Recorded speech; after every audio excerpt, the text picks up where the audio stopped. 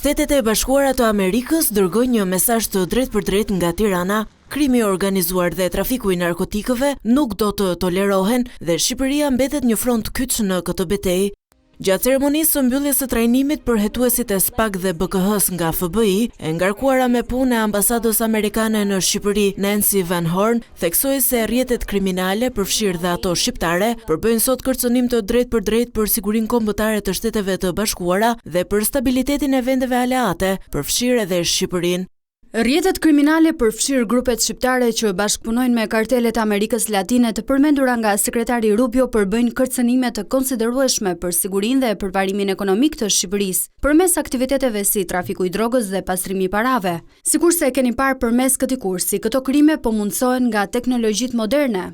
Zyrtarja amerikane konfirmoi se lufta kundër rrjeteve kriminale është një prioritet strategjik për Washingtonin.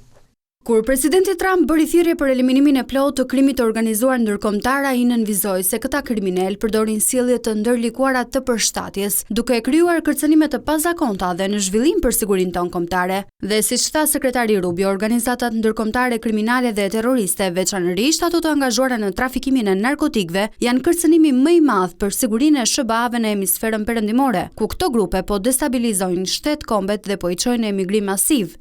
Ne do të ndjekim me këmbgulje prioritetet e presidentit Trump në Shqipëri, duke forcuar institucionet që luftojnë krimin e organizuar dhe trafikun e narkotikëve si SPAK, BKH dhe Akademia e Sigurisë.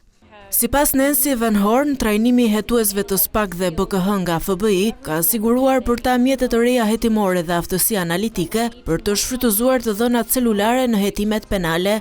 Në këtë mënyrë, shtoi Van Horn, do të ketë më shumë ndjekje penale dhe dënime më të forta të pjesëtarëve të krimit të organizuar.